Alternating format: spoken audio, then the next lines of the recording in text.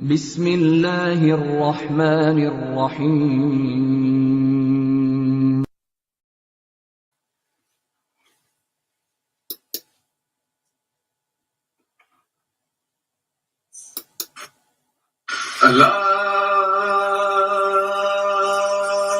Allahu Akbar, Allahu Akbar, Allahu Akbar, Allahu Akbar. Ashhadu an la ilaha illallah.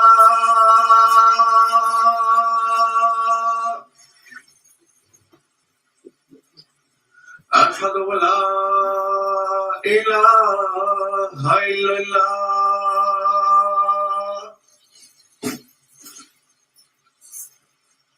أشهد أن محمدا رسول الله.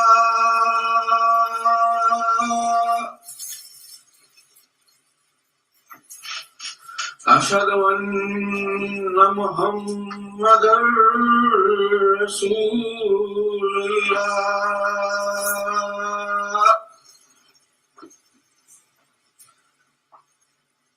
حي على الصلاة.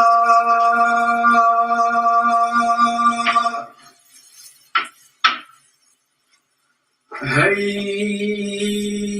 على الصلاة.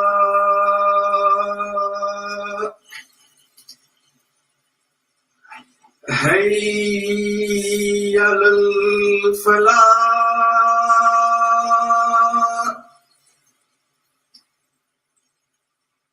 حي على الفلاح. الله أكبر، الله أكبر. لا إله إلا الله.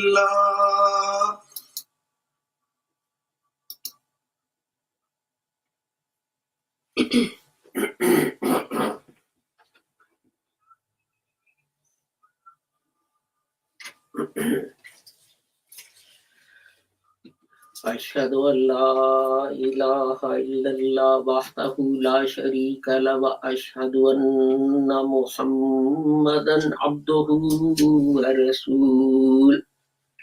أما بعد، أعوذ بالله من الشيطان الرجيم. بسم الله الرحمن الرحيم.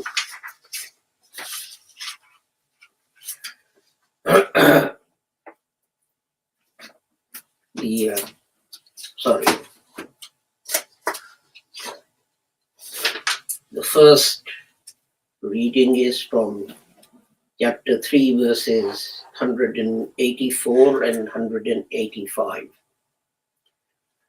كل نفس ذائقة الموت وإنما توفون أجوركم يوم القيامة فمن زحزح عن النار وأدخل الجنة فقد فاز وما الحياة الدنيا إلا متاع الغرور.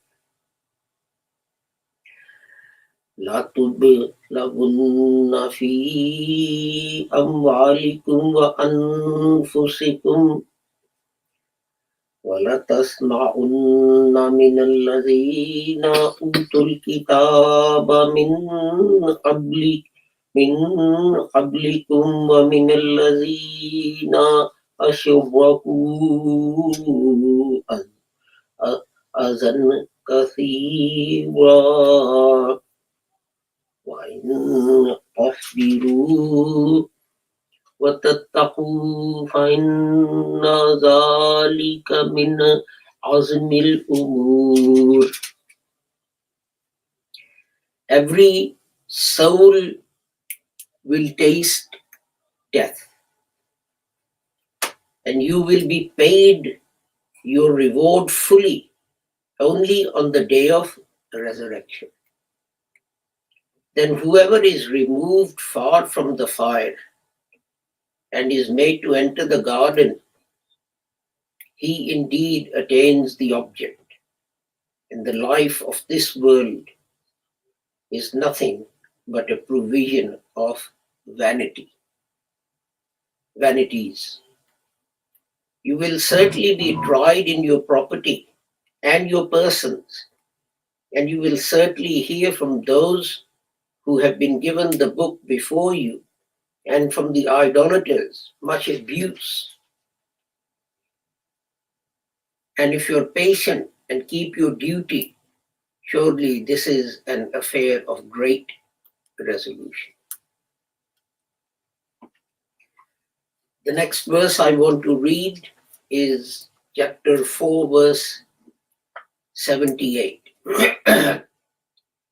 Aynama takunu yudrikumul mautu wala kuntum fi burujim mushayyada wa in tusibhum hasanatun yaqulu hazihi min indillah وَإِن تُصِبْهُمْ سَيِّئَةٌ يَقُولُوا هَٰذِهِ مِنْ عِندِكَ قُلْ كُلٌّ مِنْ عِندِ اللَّهِ وَمَا لِهَٰؤُلَاءِ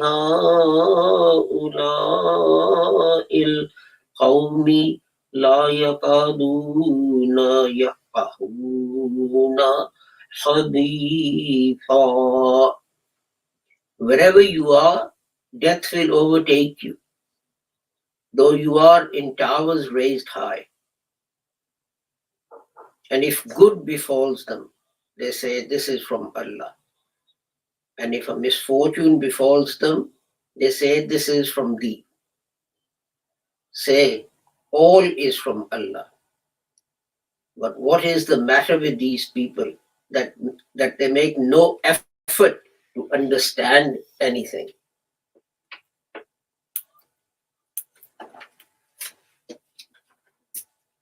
In view of the events in UK, it seemed to me appropriate to talk about the hereafter.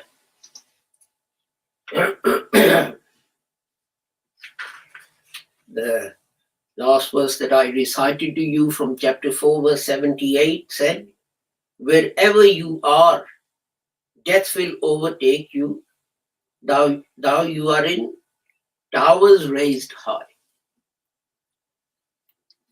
And those who are rich and powerful and have means, they think they will not be touched by death.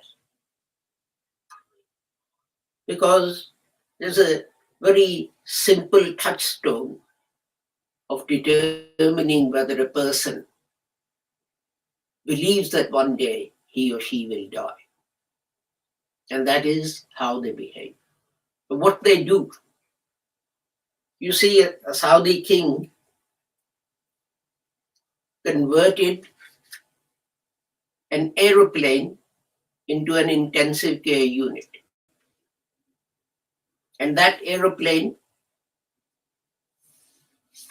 would be on the runway or certainly ready to take off at a moment's notice, with a pilot and staff and everything else that would be needed for the king to be flown from Jeddah, I guess, or wherever it was, to United States for treatment. And during the flight, he was going to be looked after in that intensive care unit by highly qualified doctors and nurses, and with all manner of medication, etc., available to him. But what happened? He was shaking hands with members of the royal family, and one of the princes or prince's sons or something killed him dead. He died before he hit the ground. The plane remained ready to take him off. And all the intensive care equipment and the medication and the highly qualified doctors and nurses, they could do nothing. And this is what God says, and this is what man forgets. Wherever you are, death will overtake you, though you're in towers raised high. Towers raised high means you think you made yourself very safe and secure from things that might kill you.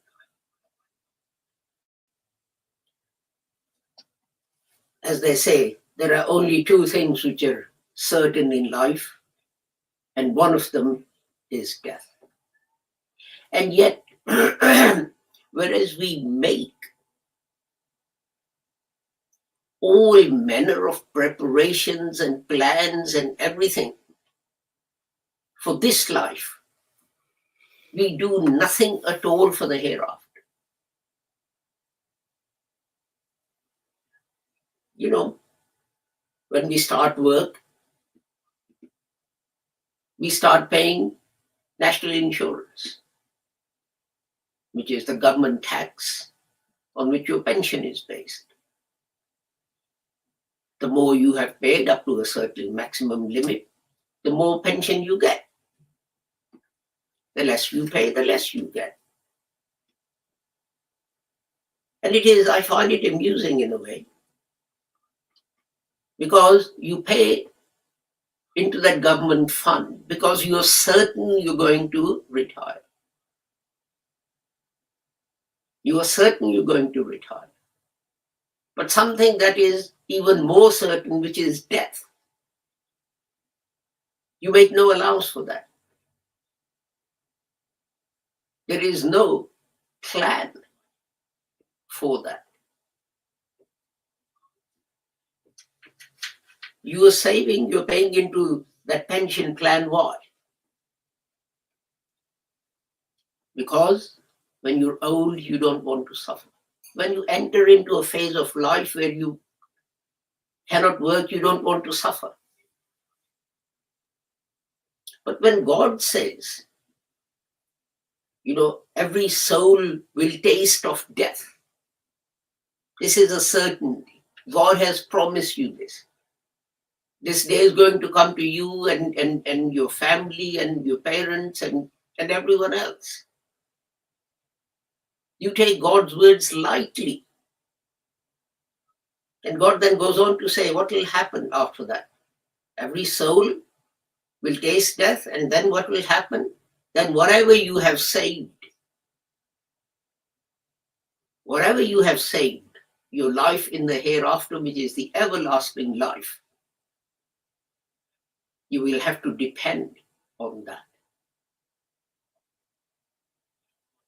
But we think our purpose in life is actually to amass wealth and power and position. Whereas the Holy Quran, just the two verses that I've recited, make it clear that that is not the purpose of life. Because as we saw, you know, the Saudi king had all the facilities, the medical equipment, the doctors, and whatever have you. But when God decided it was time for him to die, he died. Nothing and no one could save him.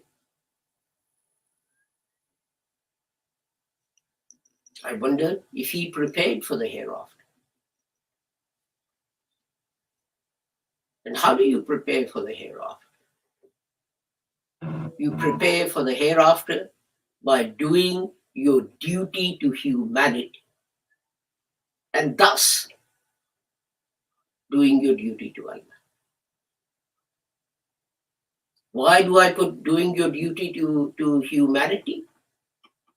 Is because that is the first thing you need to do.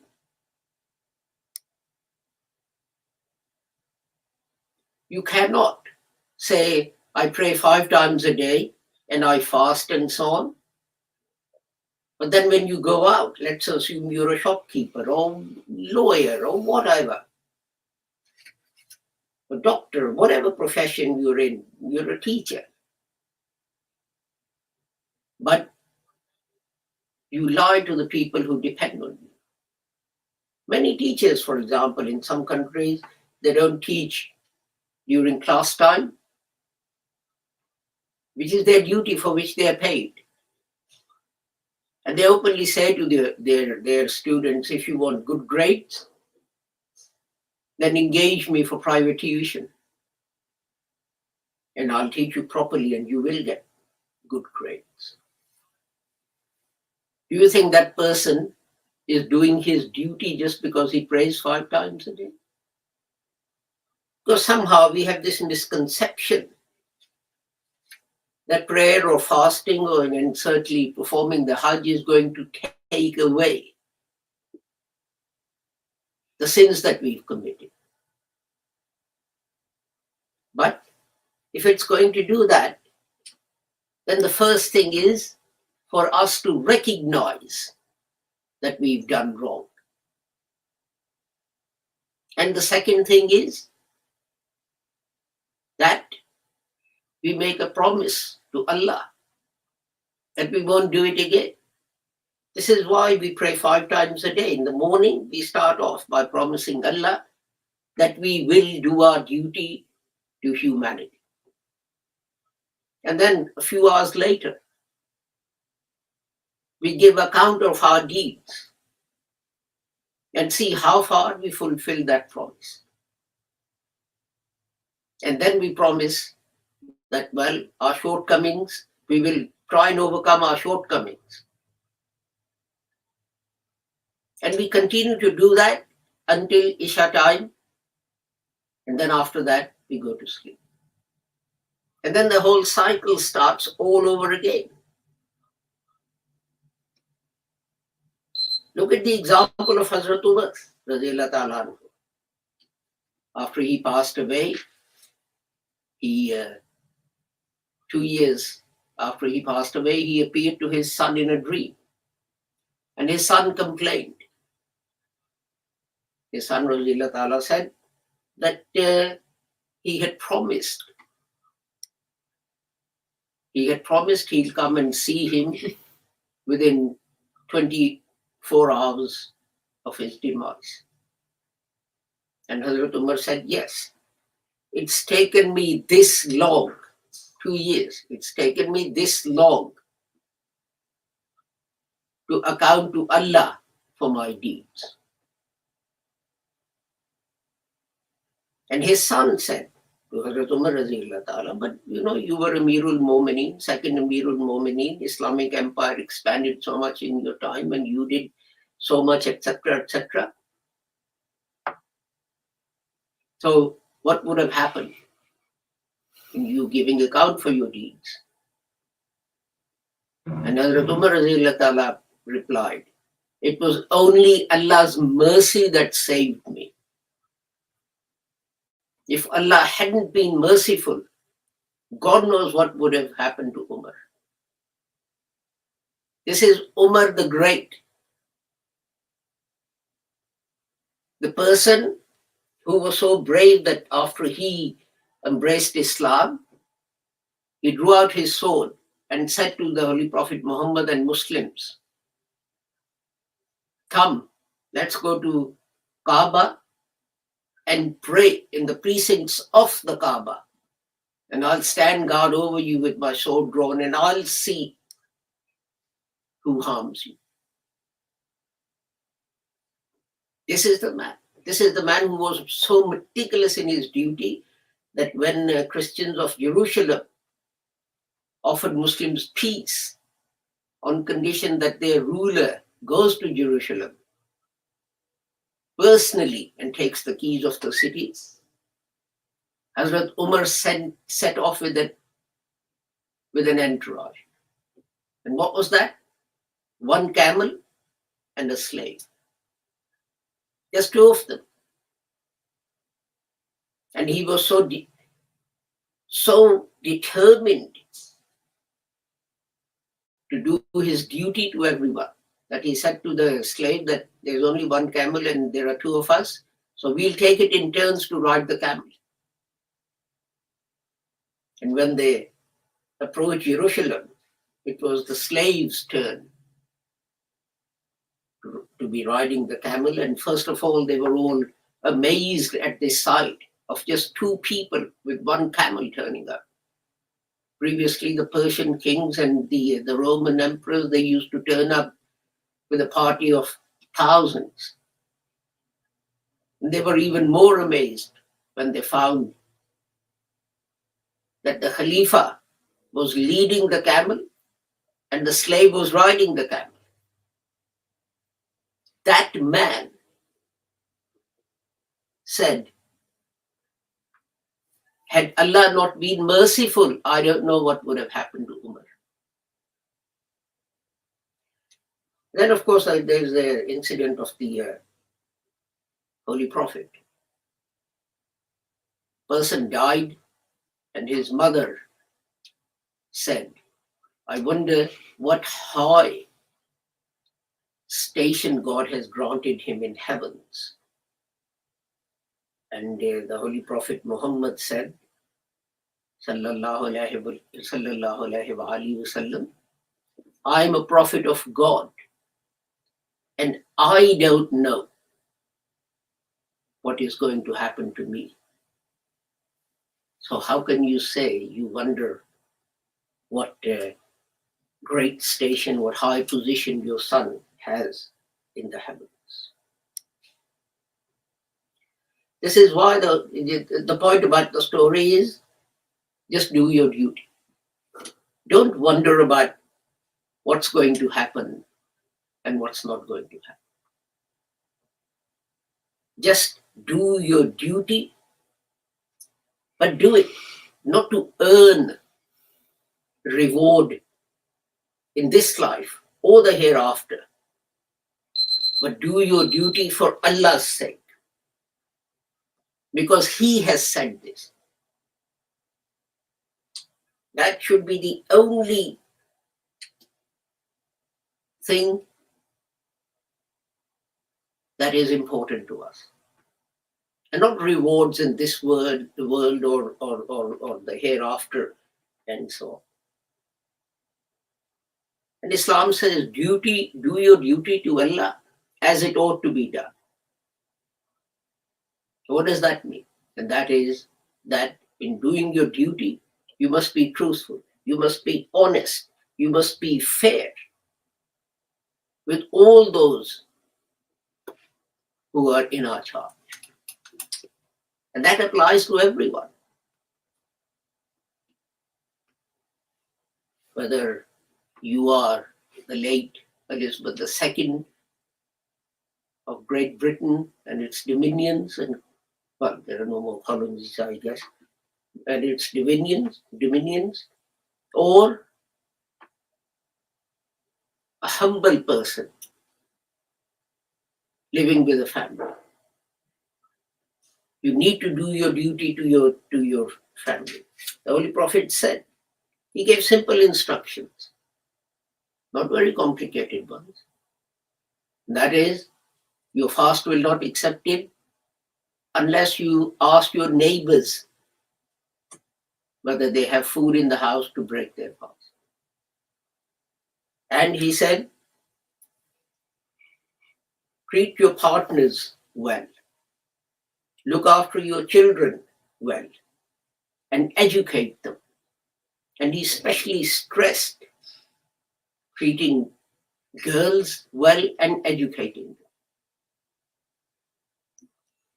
And remember that in doing our duty, we have to adhere to the principles of truth, fairness, justice, and honesty. There's no point in saying, I tricked this one, out of his hard-earned cash because I needed to pay my children's school fees. And what a good father I am that I educated my children. You did your duty to your children, maybe, but then you didn't do your duty to the man whom you tricked out of his hard-earned money.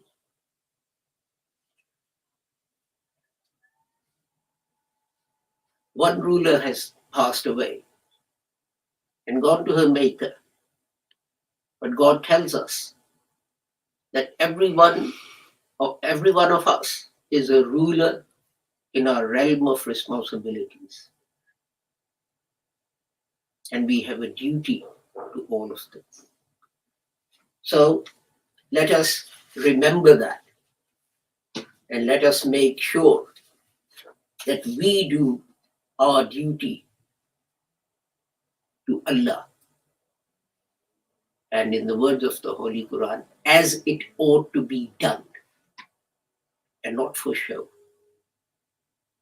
and not for reward. Barakallahu lana wa lakum fil Quranil Azim wa nafa'ana wa iyyakum bil ayati wa zikril hakim innahu ta'ala jawadun kareemun malikun barrun rahim.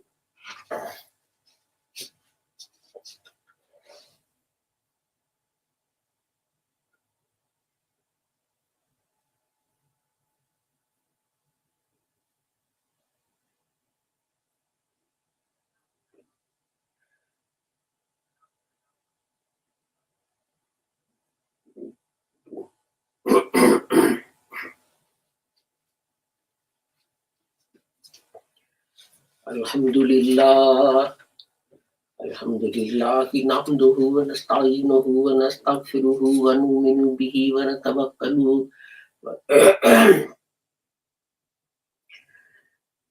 natawakkalu alayhi wa na'udhu billahi min shururi anfusina wa min sayyiati a'malina man yahdihillahu fala mudilla lahu wa man yudlilhu fala hadiya lahu. وأشهد أن لا إله إلا الله وأشهد أن محمدا عبده ورسوله. اللهم صل على محمد وعلى آل محمد كما صليت على إبراهيم وعلى آل إبراهيم إنك حميد مجيد. اللهم بارك على محمد وعلى آل محمد كما باركت على إبراهيم وعلى آل إبراهيم إنك حميد مجيد. اللهم انصر من نصر دين محمد صلى الله عليه وسلم واجعلنا منهم. واقتل من خذل دين محمد صلى الله عليه وسلم ولا تجعلنا منهم. عباد الله رحمكم الله إن الله يأمر بالعدل والإحسان وإيتاء ذي القربى وينهى عن الفحشاء والمنكر والبغي يعظكم لعلكم تذكرون. اذكروا الله يذكركم وادعوه يستجب لكم ولذكر الله أكبر والله يعلم ما تصنعون.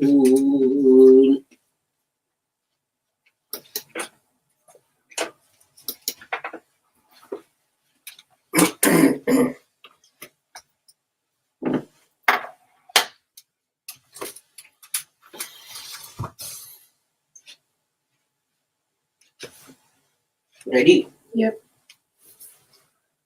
Allahu Akbar, ashhadu an la ilaha illallah, ashhadu anna Muhammadar Rasulullah, hayya ala salah, hayya ala falah, qad qamatis salah, Allahu Akbar, la ilaha illallah, Allahu Akbar.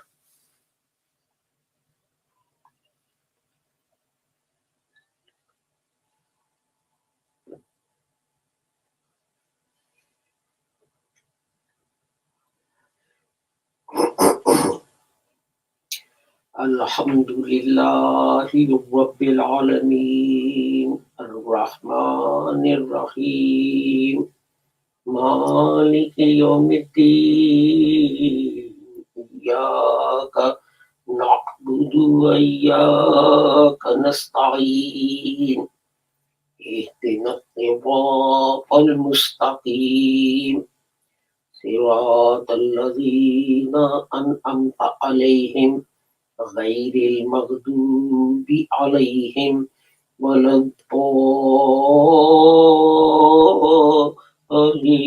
الضالين آمين إذا جاء نصر الله والفتح ورأيت يدخلون في دين الله أفواجا فسبح بحمد ربك واستغفره إنه كان توابا الله أكبر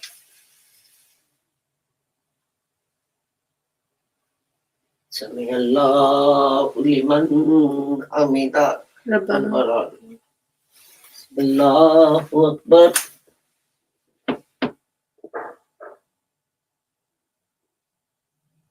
الله أكبر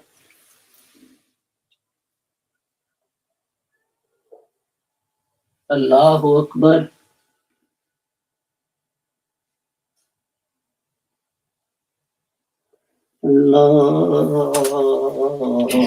الله أكبر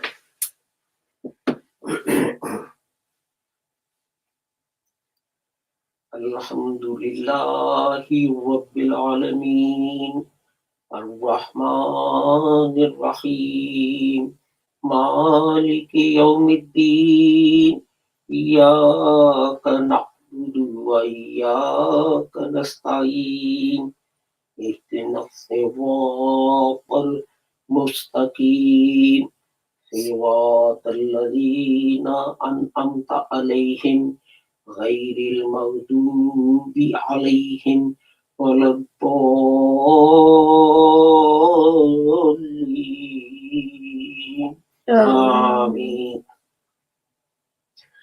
تبت يدا أبي لهب وتب ما أغنى عنه ماله وما كسب سيصلى نارا ذات لهب وامرأته حمالة الحطب في جيدها حبل من مسد الله أكبر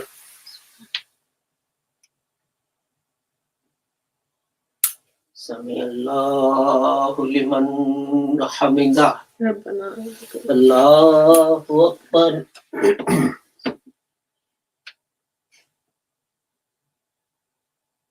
الله أكبر الله أكبر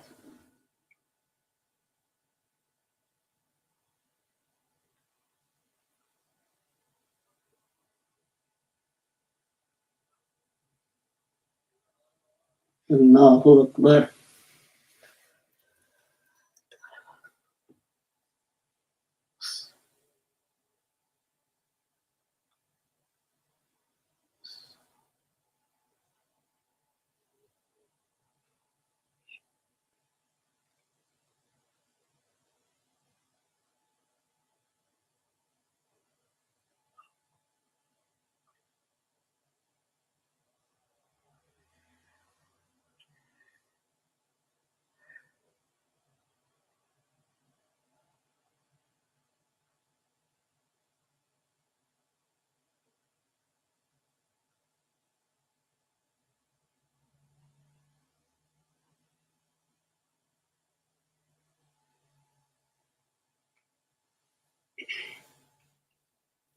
السلام عليكم ورحمة الله السلام عليكم ورحمة الله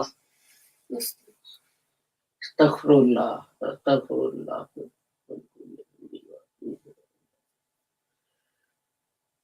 ربنا آتنا في الدنيا حسنة وفي الآخرة اللهم إنك سلام تبارك الله.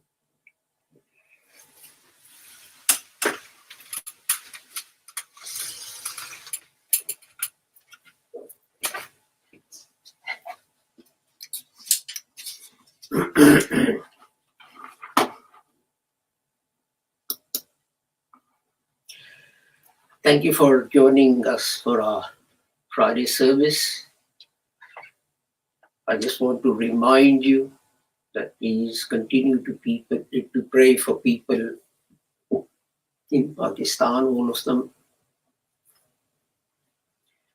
because of the calamity that they have suffered, which is the effects of which are going to last for 2 or 3 years.